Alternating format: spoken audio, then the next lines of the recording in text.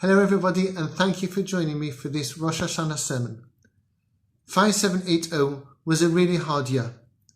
The coronavirus pandemic has woven fear, isolation, poverty and grief into the very fabric of our community and society.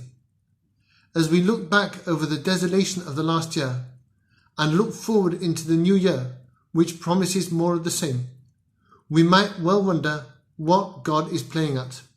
What is going on, and what are we to make of it all? I will try to answer with a story that we already know. It was on Rosh Hashanah, 5,781 years ago, that Adam and Eve were created and placed in the Garden of Eden. The Talmud tells us that Adam and Eve were commanded in the 9th hour of that wondrous day not to eat from the tree of knowledge, and that in the 10th hour they violated that commandment. It is clear from the biblical narrative that even in the Garden of Eden, God's presence was not always apparent. Having instructed Adam not to eat from the tree, God drops out of the story and the snake takes over. God only returns to Adam and Eve once they have sinned, and he immediately banishes them from the garden. If eating from the tree was so terrible, why did God create it in the first place? And if he had to create it, at least couldn't he stick around to ensure that nothing would go wrong? Again, we wonder, what was God playing at? The issue perhaps was one of loyalty. Adam and Eve loved and revered God as their creator, provider and friend when he was right there beside them. But the relationship could be deeper. God gave them a chance to be true to him even when he didn't seem to be there.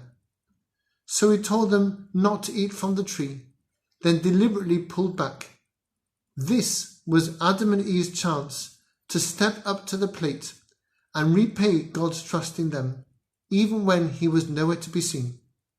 If there had been no tree, or if God had stayed there, then the relationship between God and people could never have moved to the next level. Time and again, when I tell this story, people say they could have managed it if they had been there. But truth is, in a way, we are there right now. Do you remember Rosh Hashanah last year? Loved ones were still among us. We could congregate in our shul, browse in the shops, go on holiday. We were carefree. There was a functioning economy. It was easier to see God walking among us. And now God has hidden away.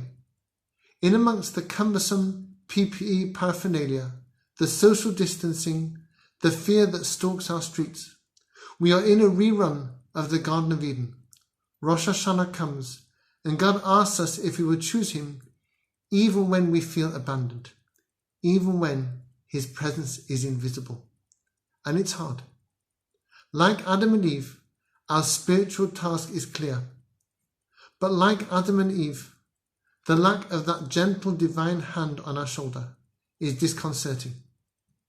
All of us who still hail God as our King on this day, despite the hardship and the anxiety, despite God's invisibility, are true and trusty subjects of God.